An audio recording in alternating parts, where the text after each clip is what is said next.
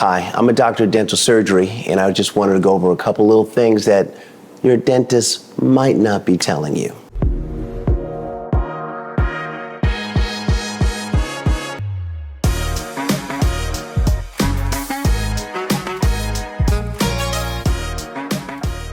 Hi, my name is Jeffrey Butts, and I'm a doctor of dental surgery, and this channel is all about health and wellness for you to be healthy and wealthy, right? So, today, I'm going to talk to you about the things that my colleagues are not telling you. Don't be mad at me, other dental guys, dental girls, ladies, gentlemen, doctors. It's okay. I'm going to give them what you've been wanting to give them, but you couldn't because you're too busy. All right, so I'm taking time to give the truth, all right? So yes, flossing and brushing twice a day, every day is very important. Yes, that is a truth, all capital letters in the word truth, right? Also, yes, going to your dentist for regularly scheduled visits is important for you. Yes, you do need a professional to clean your teeth at least twice a year if you have a healthy mouth. Yes, okay? But now, here's the things, all right? Now, not everyone knows this, but dentists are actually head and neck doctors, right? So, we should be looking at your neck area right around here where my tie is, right? That's where your thyroid is.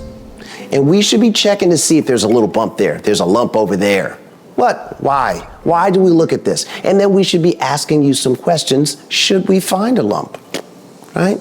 Now that area where your thyroid is, that is what actually controls your metabolism. And because we are head and neck professionals, we want to make sure that your metabolism is working fine because yes, higher or lower metabolism, yes, can cause dental problems, mouth problems, but don't worry about that now, okay?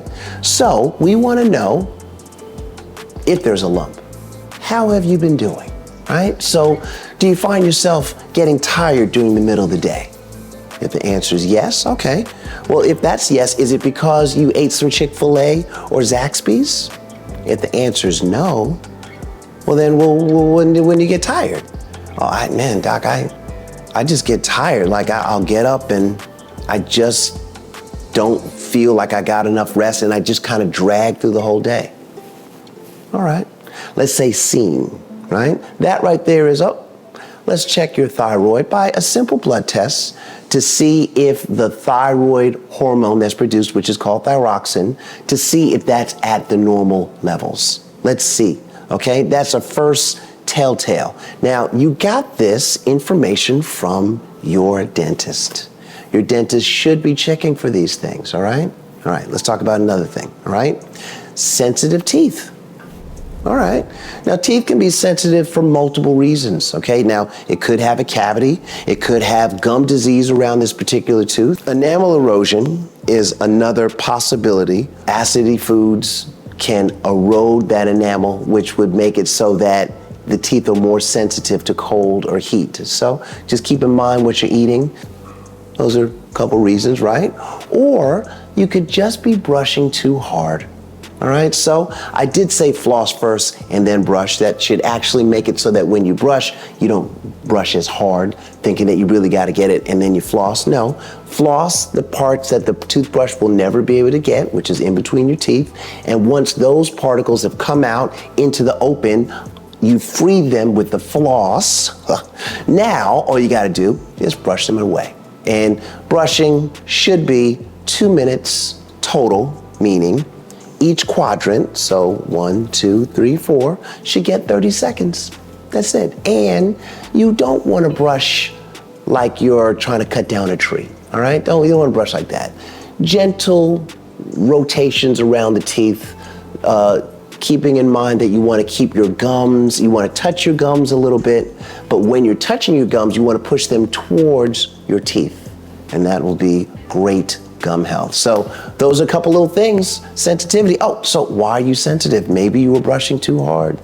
Maybe you have a cavity. Maybe you have periodontal disease or something stuck in your gums, but we won't know until you get a good visit with your dentist.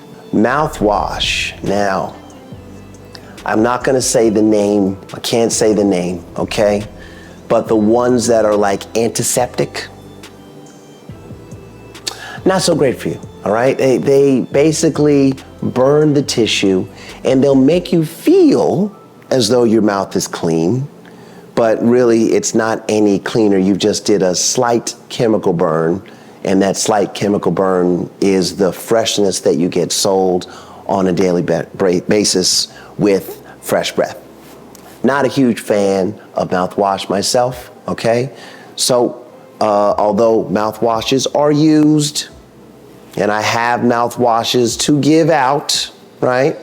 Mouthwash is not necessarily my favorite mouth defense because of the acidic nature of the mouthwash. And I also can tell when someone is using too much mouthwash because the tissue in their mouth, when I'm checking, I check soft tissue also, the tissue has a white foamy thing over the top of the pink tissue that I could take with my glove and just move, and it gives way to like the soft pink underneath. It just basically is dead tissue that has kind of, it's called necrosed, or it's died now, and I can move it away. And because the mouth is so resilient and it's wet in there because the cells that we have, they refresh on a daily basis, I still say don't burn them. They'll refresh on their own. Oil pulling is a great alternative to mouthwash. I think I did a video on oil pulling. No? Well, okay, we'll talk about oil pulling real quick, okay? So basically, a hunk of olive oil in your mouth, holding in your mouth for 20 minutes, 15, 20 minutes in the morning while you're getting ready, okay? And then you spit it out in the garbage, and that's it. That's it. That right there will help the toxins that are in your mouth. It'll suck it into the oil, and then you spit the oil out, and that's it. And if I had a way to do it, if there was a real order of doing this, super fresh breath, here we go. I would floss, then brush. You can do your oil pulling for your 15, 20 minutes while you're doing stuff around the house, making up your bed, reading, using the restroom, whatever you do in the morning to get ready to go. But then after you spit it out, you could do a little more toothbrush just to get the rest of the oil out of your mouth, and voila, crazy go nuts. You are ready for the day, and kissable, very kissable. So our mouth has what's called a natural flora, right? And that natural flora is the perfect amount of bacteria and viruses in our mouths to make it so that everything's good. It's the kissable zone. It's the kissing zone, all right? But when you use mouthwash, you disturb that society, and you're taking out the good, you're taking out the bad, you're taking out too much, guys. It's too much, right? But once that normal flora gets disturbed, then it can set you up for gum disease and or cavities. Your dentist may not ask you about your blood type. He may not ask about your blood type. Now, why would your blood type have anything to do with cavities? And here's why. If you're eating foods that go against the kind of blood chemistry that you have, then it would cause inflammation in your body and in your mouth. That more acidic, inflamed area is loved by the bacteria that causes gum disease and cavities, which are two different kinds of bacteria, but they love inflammation. So if you are not nourishing your body properly and you're inflamed, then it could cause cavities, meaning that what you eat does count. There's so many things that you do that do count, but I don't know if your dentist talks about that. So they say that only sugar gives you cavities. And yeah, sugar gives you cavities. It does. Processed refined sugar, but also bread, pasta, gluten-filled pasta. Okay, why Why does pasta, what is my bread? Leave my bread alone. Isn't it on the triangle? Isn't it on the pyramid? Isn't it like the bottom thing on the pyramid? You're supposed to eat your bread? Well, actually it's not so good for you. Only because once your body converts the carbohydrates become sugar, and then that sugar makes you inflamed in your body, causing like a sugar rush, like you ate a spoonful of sugar, and that causes inflammation, which causes an amazing environment or matrix for bacteria, bad bacteria, even good bacteria, to flourish at your expense. So when I say good bacteria, it's still bacteria. What makes good bacteria good is that it's in the proper non-disease amount. It's not a gang of them. They're in control. What makes good bacteria bad bacteria is when it overgrows, and then it becomes disease because its metabolic waste is an acidic product, and that acid basically melts the enamel on our teeth, and that is what causes cavities, right? So good bacteria, bad bacteria. Good bacteria and bad bacteria, they're the same bacteria. Good bacteria, smaller amount, bad bacteria, too much. Things like bread and white potatoes can form cavities because they feed that bacteria, which is opportunistic. And if you give that bacteria, the good bacteria in your mouth, the opportunity to grow, it will, if you let it. Some people think that the only time that they need to go to the dentist is when they're experiencing pain. That is not true. You should see the dentist before you experience pain. As a matter of fact, you should see the dentist to avoid experiencing pain. That's my humble belief, all right? No, seeing your dentist on a regular basis for maintenance, to have good conversations, to say something to a professional that you may need to say to a professional is excellent.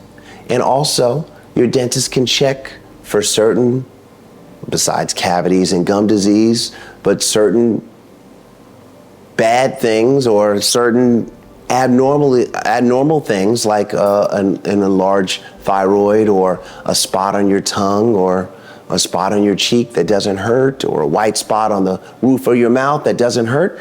These are the things that we as dentists will be looking for you to make sure that we are managing soft tissue and hard tissue in your mouth, to make sure that we're preventing or circumventing any bad problems with your health, your oral health. So that's really it, guys. That is some things that I'll tell you. Your friend, the dentist, will tell you, but maybe your dentist that you're seeing in whatever city you're in, maybe they're not telling you that, okay? But now you know, go armed. Here's a little secret though. Nobody likes a super smart patient, okay? So be gentle with your dentist. If you feel like he's not or she's not doing something, you can ask gently if they will check this or check that. If you feel like you're not getting what you need, try another dentist, right?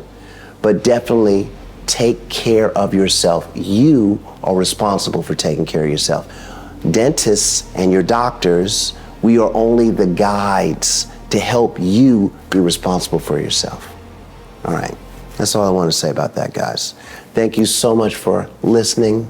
Thank you for subscribing. And if you haven't subscribed, please subscribe. And please hit the thumbs up button and let the algorithm know that we are here. And we're going to talk about other little things a little later. If you want to know about a natural way to prevent cavities, I did a video on natural ways to fight cavities. Please check out that video right here.